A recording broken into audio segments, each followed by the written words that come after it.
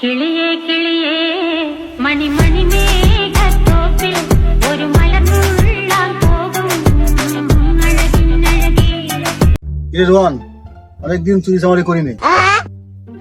আমি একটা কুত্তা কিনেছে, কুত্তগুলো ভালো সুন্দর নেকলেস আছে। চল দুজন মিলে চুরি করি। না, আমি চুরি চামারি ছেড়ে দিচ্ছি।